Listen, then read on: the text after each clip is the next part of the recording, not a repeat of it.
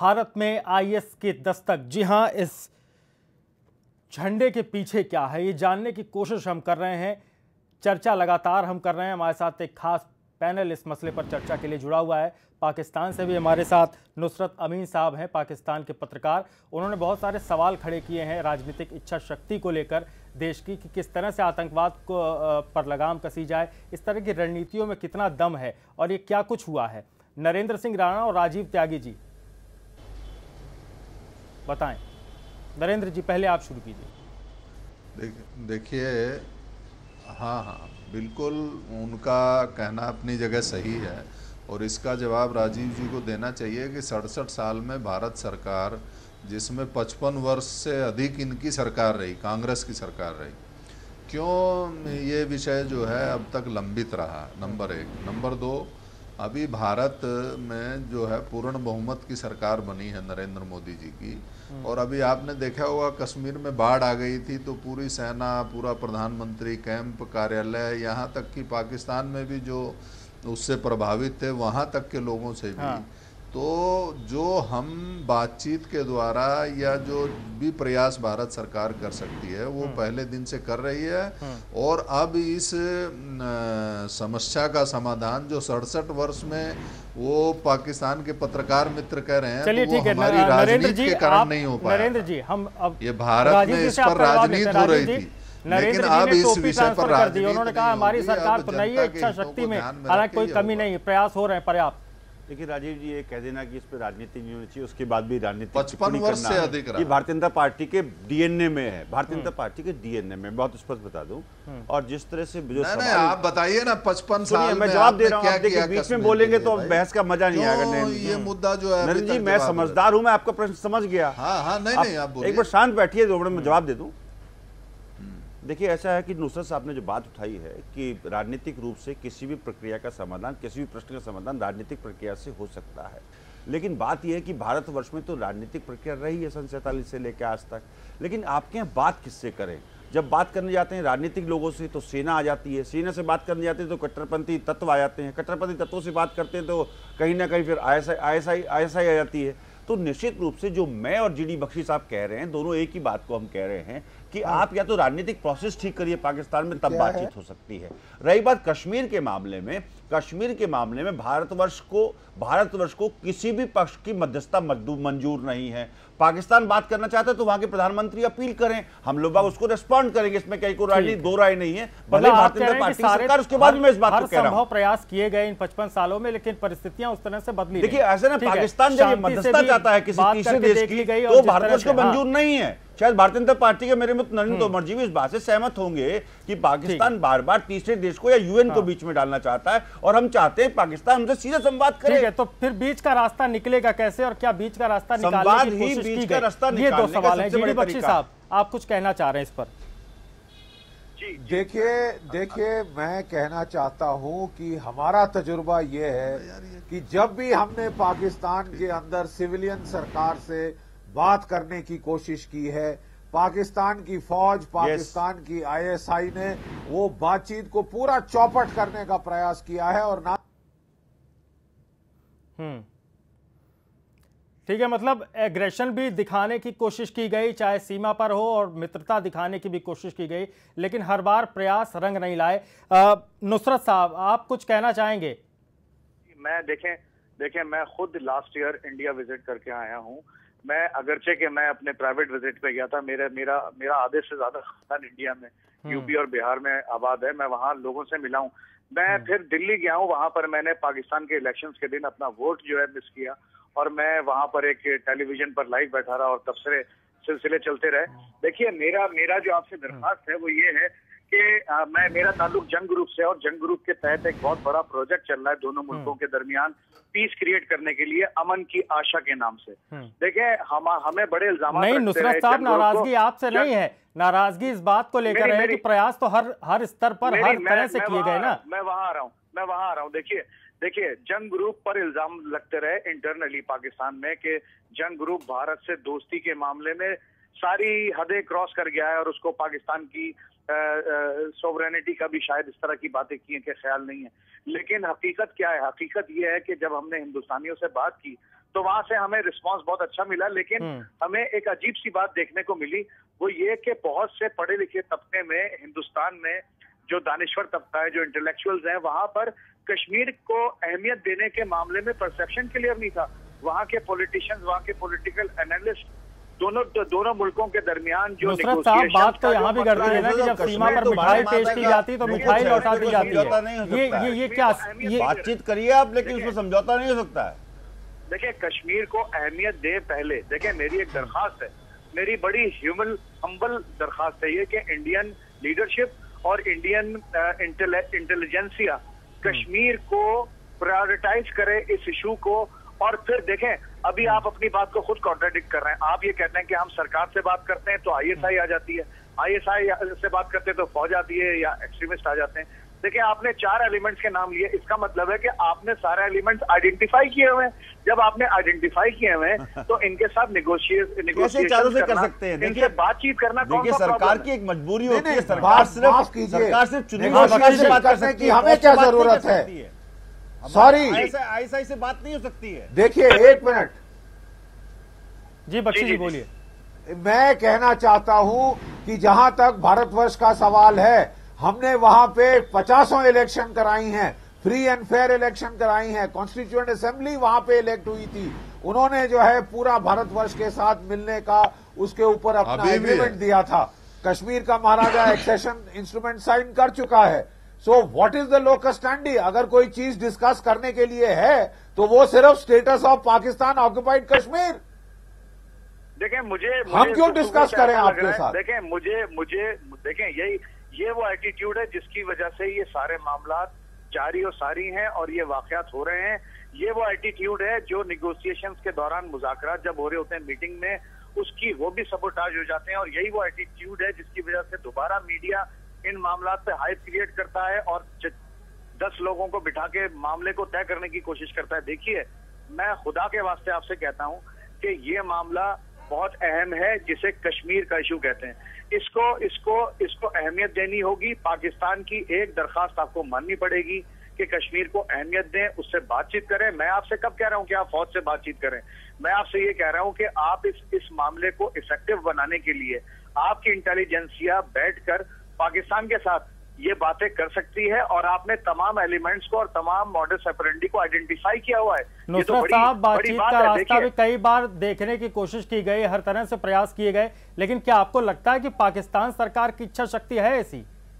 देखिए, आपकी इस बात से मुझे ऐसा लग रहा है कि सारा के सारा कसूर पाकिस्तान का है और सारी एग्रेशन पाकिस्तान की तरफ से हो रही है, सारी साजिशें पाकिस्तान की तरफ से हो रही हैं। देखें, अगर एक्सट्रीमिस्ट एलिमेंट मौजूद है यहाँ पर, देखिए दोनों मुल्कों में ऐसे फैक्टर्स मौजूद हैं जो ये नहीं चाहते कि एलओसी पर या इंटरनेशनल बॉर्डर पे पीस हो। दोनों मुल्कों में ऐसे एलिमेंट मौजूद हैं। हमारे न सिर्फ हिंदुस्तान झेल रहा है, न सिर्फ पूरा विश्व झेल रहा है, पाकिस्तान भी उसका हिस्सा है। पूरे विश्व को हम अपना कुटुंब मानने की बात करते हैं, खुद जी और जीने दो की बात करते हैं। देखिए, आप हमारे फिलॉसफी नहीं है ये वाली, आपके यहाँ फिलॉसफी है। देखें, ये बात आप नाराज मत हो। मैं नाराज नहीं हो रहा हूँ, मैं आपको एक बात कह रहा हूँ। देखिए, सुनिए, मैं आपको बड़ा ज़हीन इंसान मान रहा हूँ, उसके बाद भी एक टिप्पणी करने की कोशिश कर रहा हूँ आपके विरुद्ध।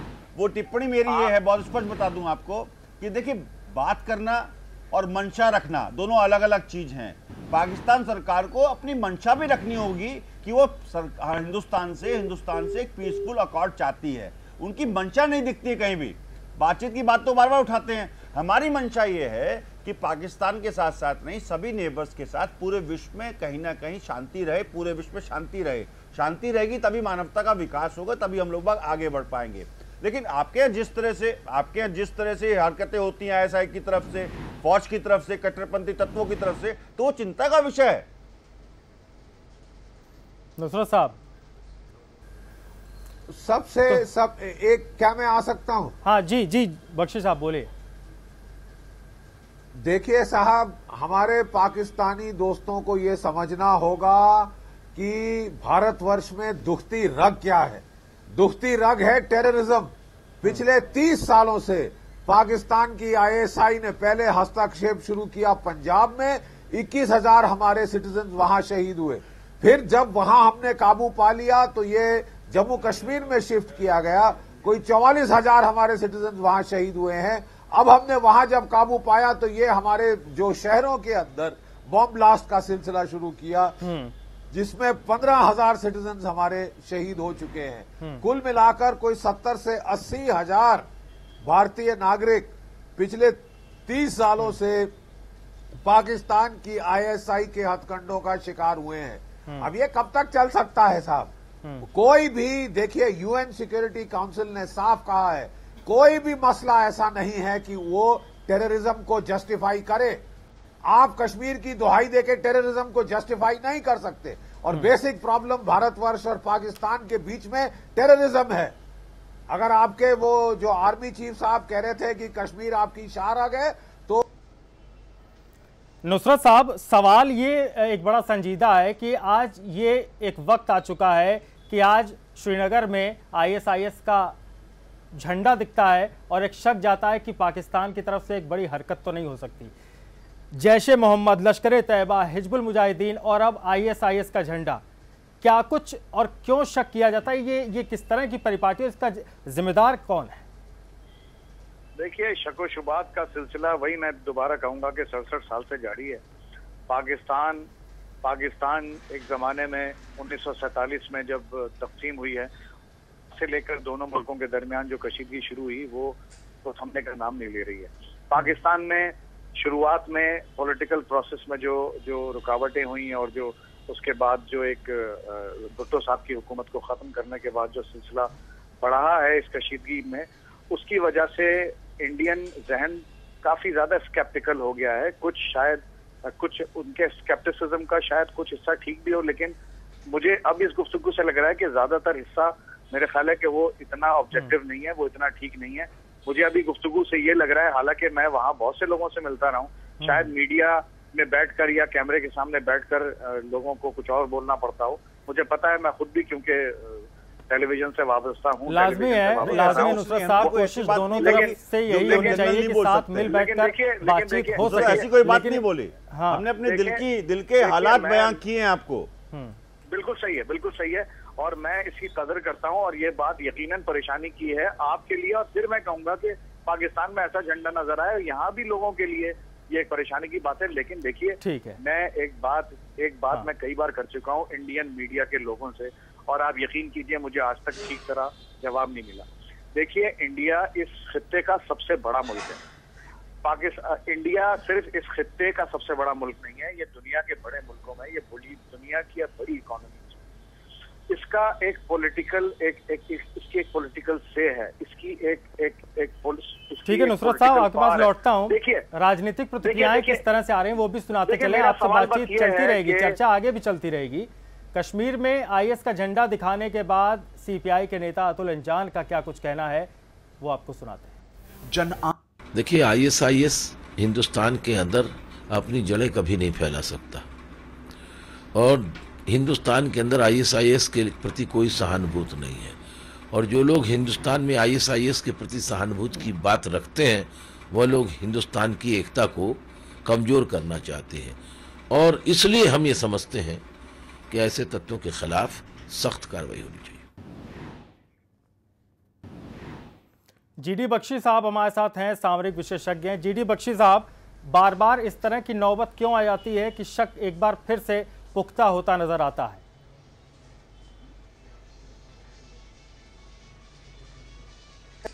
वारदात है, जहां भी कोई इस प्रकार की ऑर्गेनाइजेशन आती है, जिस प्रकार अल कायदा थी, तो उसके लोकल फ्रेंचाइज अपने सिर उठाने की कोशिश करते हैं, उसका सहारा लेकर, और वो अपना झंडा घुमा के अपने आप को अहमियत देने की कोशिश करते हैं। हमारी सिक्योरिटी एजेंसीज का कर्तव्य है कि स्ट्रेट अवे इस प्रकार की कार्रवाई को निप करे। इसको प्रोत्साहन देने की या सहने की कोई वजह नहीं है इस देश में। ये बहुत ही एक जो ये सॉफ्ट एटीट्यूड है, बड़ी खुशी की बात है, ये सरकार के चेंज होने के बाद से बदली हो रहा है। मैं समझता हूं ये जस्ट बाय सरप्राइज कैच कर लिया है इन्होंने। जल्द से जल्द हमको आईएसआईएस को एक बैंड ऑर्गेनाइजेशन करना चाहिए, टेररिस्ट ऑर्गेनाइजेशन करके बैन करना चाहिए, और अगर कोई उसका झंडा लेने की जुर्रत करता है तो उसके खिलाफ सख्त से सख्त कार्रवाई होनी चाहिए, डेटरेंट कार्रवाई होनी चाहिए। नरेंद्र जी काफी देर से कुछ कहना चाह रहे हैं। तो श्रीनगर में आईएसआईएस का झंडा लहराता वो युवक, उसका चेहरा ढका हुआ था और उस झंडे पर भारत विरोधी स्लोगन लिखे हुए थे। एक नहीं, दो नहीं, 3 बार इस तरह के झंडे हिंदुस्तान के अंदर अलग अलग जगहों पर दिख चुके हैं और इसीलिए ये मामला संगीन भी है और गंभीर भी है। इस पर चर्चा कर रहे हैं, हमारे साथ पूरा पैनल जुड़ा हुआ है, उनसे हम इस पर बातचीत कर रहे हैं। लेकिन बात सिर्फ इतनी सी नहीं है। लखनऊ के एक मौलाना ने तो इससे भी आगे बढ़कर आईएस के चीफ बगदादी को एक चिट्ठी लिख डाली थी।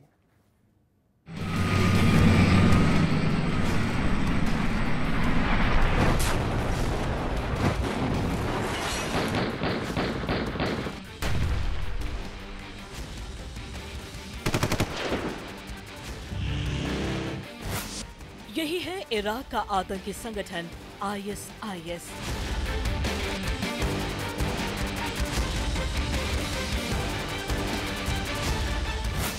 इस्लाम की रक्षा के नाम पर मासूमों की हत्या। इसी आईएसआईएस के प्रमुख को मौलवी ने लिखी चिट्ठी।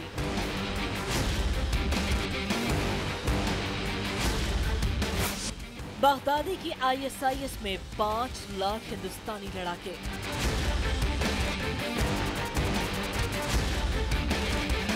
मौलाना सलमान, नदवा कॉलेज, लखनऊ। भले ही आपको यकीन ना आ रहा हो, लेकिन लखनऊ के मौलाना सलमान ने आतंक के मसीहा को एक चिट्ठी लिखी। इस चिट्ठी में बगदादी के लिए तारीफों के पुल बांधे गए। चिट्ठी में मौलाना सलमान ने लिखा, मैं एक मुद्दत से मुस्लिम मुल्कों की खबरों को पढ़ता आ रहा हूँ। अफगानिस्तान की रूस के खिलाफ जिहाद पर मेरी नज़र थी तो इराक पर भी मेरी नज़र रही। नूर अल मलिकी हालिया ज़माने का सबसे बड़ा शैतान और फिराक परस्ती को भड़काने वाला है। हमें पता चला कि तमाम सुन्नी ग्रुप आपके साथ हैं और इराक में लड़ने वाले आपकी खिलाफत नहीं कर रहे। नूर अल मलिकी को हटाना और उनकी निजामत को ख़त्म करना ज़रूरी है। सऊदी सरकार को 5 लाख सुन्नी मुसलमानों की सेना बनाकर इराक में शियाओं के खिलाफ लड़ाई लड़ने के लिए तैयार करना चाहिए। बिल्कुल गलत है, इससे भावनाएं भड़केंगी और बड़े अफसोस की बात है कि हमारे लखनऊ के ये नदवे के मौलाना सलमान नदवी हैं जिन्होंने ऐसा बयान दिया है। सवाल ये मुल्क तय करेगा कि फ़ौज में किसको रखा जाए, किसको नहीं रखा जाए। फ़ौज में कभी मजहब को देख के नहीं रखा जाता है। मौलाना सलमान नदवी के इस खत पर धर्मगुरुओं ने भी प्रतिक्रिया दी है।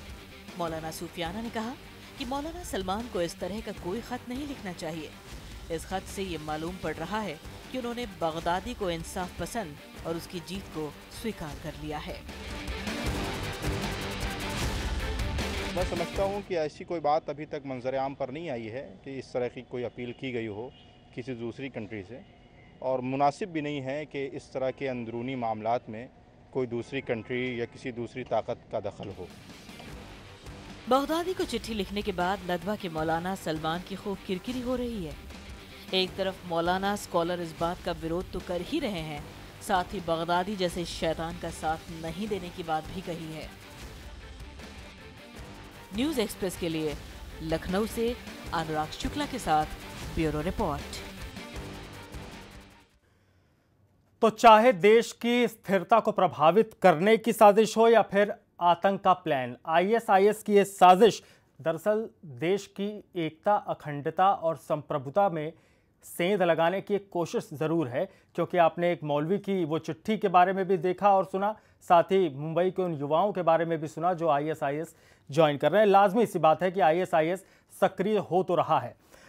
नरेंद्र सिंह राणा जी, बीजेपी के नेता, हमारे साथ जुड़े हैं। नरेंद्र जी, आप ये कह रहे थे कि आईएसआईएस का झंडा दिखना कोई बड़ी संगीन बात नहीं है, लेकिन अब आपको लग रहा होगा कि ये मामला बेहद संगीन है। नहीं, मैं ये नहीं कह रहा था। मेरा कहना था कि ये चौंकाने वाली बात है, लेकिन भारत सरकार एक मजबूत सरकार है और इस प्रकार के किसी भी आतंकवादी संगठन से लड़ने के लिए या उसे नेस्ता नबूद करने के लिए पूरी तरह सक्षम है। मैं अपने पाकिस्तान के जो मित्र हैं, पत्रकार जो बोल रहे हैं, उनसे 2-3 सवाल ये पूछना चाह रहा था कि 1993 के बम्बई बम ब्लास्ट का सबसे बड़ा अभियुक्त जो है वो दाऊद इब्राहिम कहाँ है? दूसरा, बम्बई बम ब्लास्ट के ही शहीद जो इनके यहाँ हिजबुल मुजाहिदीन का सबसे बड़ा वो आतंकवादी संगठन का पैरोकार है, वो कहाँ है, जिसको भारत सरकार को तलाश है। और जब बातचीत हुई तो भारत सरकार ने वहाँ के मोस्ट वांटेड, यानी इंडिया के मोस्ट वांटेड आतंकवादी पाकिस्तान में कहाँ पर हैं वो जगह तक चिन्हित करके दी। वहाँ पाकिस्तान ऑक्युपाइड कश्मीर में कितने टेररिस्ट कैंप चल रहे हैं उनकी तस्वीर तक दी। अब तो सारी चीज़ें उपलब्ध हैं। तो पाकिस्तान ने कभी भी गंभीरता से इन बातों को नहीं लिया। अब बातचीत की जाए, बातचीत किस आधार पे की जाए? नहीं, बातचीत करने के लिए हम आपसे कह रहे हैं कि साहब भारत के जो मुलजिम हैं उनको आप वापस करिए। और आप कुछ दिन पहले तक कह रहे थे कि लादेन भी आपके यहाँ नहीं है, वो भी वहीं पकड़ा गया। यानी किस पाकिस्तान से बात करें? वाजपेयी जी बस लेके गए पूरे शांति की और बदले में करगिल मिल गया। लेते हैं नुसरत साहब, यानी हम भारत के लोग ये आपकी तरफ से आश्वस्त होना चाहते हैं कि बताइए कि किस तरीके से, किस प्रकार से हम आपसे बातचीत करें। हमारे यहाँ का मोस्ट वांटेड आपके यहाँ है, हाँ, हमारे यहाँ का जिस पर मुकदमा चल रहा है वो हाफिज सईद आपके यहाँ है। नुसरत साहब, तो कैसे हो? देखिए, मैं इसका किसी पॉलिटिशियन की तरह या किसी स्टेट्समैन की तरह या किसी मिनिस्टर के तौर पे तो आपको जवाब दे नहीं सकता। नहीं, एक पत्रकार के लिहाज से ही बताइए कि किस तरह की इच्छा शक्ति आप देख रहे हैं आतंकवाद से लड़ने की पाकिस्तान सरकार के अंदर। जी, आपका सवाल बनता है और उसका जवाब जर्नलिस्टिकली जो मैं दे सकता हूँ एज ए जर्नलिस्ट वो ये कि देखिए जी, मैं इब्राहिम दाऊद से ना कभी मिला हूँ, ना मेरे पास कभी कोई ऐसी मेरी सोर्स ने कभी उनकी मौजूदगी कंफर्म की है पाकिस्तान के अंदर, और ना मेरे पास कोई ऐसा फिलहाल अभी तक कोई ऐसा टूल आया जिसके जरिए मैं ये जज कर सकूं कि वो पाकिस्तान में है या किस वक्त। देखिए, वो आपने सरकार को दिया होगा, बिल्कुल। तो सब इसी तरीके से देखिए, मैं ये नहीं कह रहा कि उसामा बिन लादेन यहाँ नहीं था, लेकिन मैं ये जरूर कहूंगा कि उसामा बिन लादेन को जब यहाँ से लिफ्ट किया गया और उसको जाके बहरा हिंद में या बहरा अरब में उसे गर्क किया गया, तो उस वक्त भी कोई पाकिस्तानी जर्नलिस्ट या पाकिस्तानी सरकार उनके साथ नहीं था कि मैं यकीन से कह सकूं कि हाँ जी, आपकी बात नरेंद्र जी बिल्कुल ठीक है और उसामा बिन लादेन यही था। हाँ, बिलीवेबली वो यही था और मैं इसको डिनाई नहीं कर सकता, लेकिन सरकार को पता नहीं था। सरकार को पता नहीं था। अब अगर सरकार को नहीं पता तो ठीक है। नुसरत साहब, आपके सवाल का जवाब लेंगे। क्या दुनिया का खतरनाक आतंकवादी संगठन आईएस भारत में दस्तक दे चुका है? ये सवाल लगातार यक्ष प्रश्न बना हुआ है, इस पर चर्चा हम लगातार कर रहे हैं।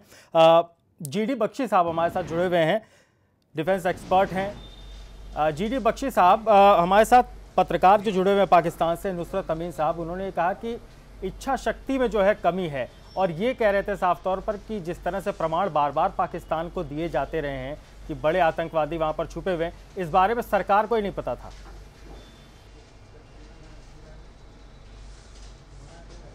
अफसोस के साथ नदीम साहब को कहना पड़ता है कि पाकिस्तान की क्रेडिबिलिटी बिल्कुल जीरो है। पाकिस्तान ने 20 अरब डॉलर अमेरिका से लिए, खाए, हजम कर लिए, और सबसे बड़े टेरर सरगना ओसामा बिन लादेन को 6 साल अबोटाबाद की मिलिट्री कैंटोनमेंट में पाला। 800 गज पाकिस्तान मिलिट्री एकेडमी काकुल, महज 800 गज वो वहां पे था। फिर इन्होंने दुनिया को बोला, साहब हमें तो मालूम ही नहीं था कि 6 साल से ओसामा बिन लादेन जैसा बड़ा जो टेररिस्ट लीडर था वो हमारी मिलिट्री कैंटोनमेंट्स में रह रहा था, एक बड़े आलीशान मकान में, जो कि एक सेफ हाउस था आईएसआई का। अब बताइए कैसे विश्वास किया जाए कि वहां पे जाहिर सी बात है विश्वास के लायक बात नहीं है। वहां पे हाफिज सईद तो जग जाहिर है। बख्शी साहब, समय कम है, समय कम है। नुसरत साहब, एक छोटी सी टिप्पणी आपसे। देखिए, बात उसामा बिन लादेन की जो कर रहे हैं, तो जो बात मानी गई है पार्लियामेंट के अंदर, ये बात उठाई गई और ये बात मानी गई है कि जो लाइल्मी थी, जो उसके यहाँ होने की जो खबर नहीं थी पाकिस्तानी अथॉरिटीज को, वो उस दिन उस वक्त की बात हो रही है जब वो वहाँ मौजूद था और उसको अमरीकी उठा के ले गए। चलिए ठीक है, एलिजेंटली। ठीक है जी, सुन ले मेरी बात। हाँ। लेकिन ये बात के जी पाकिस्तानी अथॉरिटीज को थ्रू आउट 5-6 साल पता ही नहीं था। देखें, ये एजम्पशंस हैं, मुख्तलिफ रिपोर्ट्स में मुख्तलिफ बातें हैं, इस तरीके से आप एज्यूम नहीं कर सकते। नहीं, दोनों ही परिस्थितियों में गंभीर है कि अगर वहां पर एक आतंकी छिपा है, वो सरकार को पता नहीं, तो दोनों ही परिस्थितियों में गंभीर है। नरेंद्र जी, आपसे एक छोटी सी टिप्पणी। नहीं, विश्वास का जो संकट है वो इनकी तरफ से निरंतर बना हुआ है। हम इनको जगह का नाम देते हैं, आदमी का नाम देते हैं, आतंकवादी का नाम देते हैं, उसका ठिकाना बताते हैं, आतंकवादी कैंपों की फोटोज देते हैं। तो आप अगर चाहते हैं, और भारत चाहता है पाकिस्तान तरक्की करे, पाकिस्तान आगे बढ़े, पाकिस्तान भी भारत की तरह मजबूत देश बने, तो ये सारी चीजें भारत विरोधी गतिविधियां जो लोग चला रहे हैं, या वो कल पाकिस्तान के लिए भी जो है, कल तालिबान ही देख लीजिए, वर्ल्ड ट्रेड सेंटर से पहले वहां तालिबान का प्रवक्ता पाकिस्तान से प्रेस को संबोधित करता था। चलिए, आप सभी खास मेहमानों का बहुत बहुत शुक्रिया इस चर्चा में शामिल होने का। संबित पात्रा ने क्या कुछ कहा है आईएस की इस दस्तक को लेकर, वो आपको सुनाते हैं। ये बहुत गंभीर विषय है, गृह मंत्रालय ने इसका संज्ञान लिया है, कश्मीर के राज से भी इस पर रिपोर्ट मांगा है गृह मंत्रालय ने, तमाम इंटेलिजेंस एजेंसी भी स्वाभाविक रूप से इस पर नज़र रख रही होगी। और जैसा इस मजबूत सरकार ने जो केंद्र में है, उन्होंने कहा है कि किसी भी कीमत पर उन ताकतों को हिंदुस्तान की सरजमीन पर सर उठाने नहीं दिया जाएगा जो ताकतें अमानवीय हैं।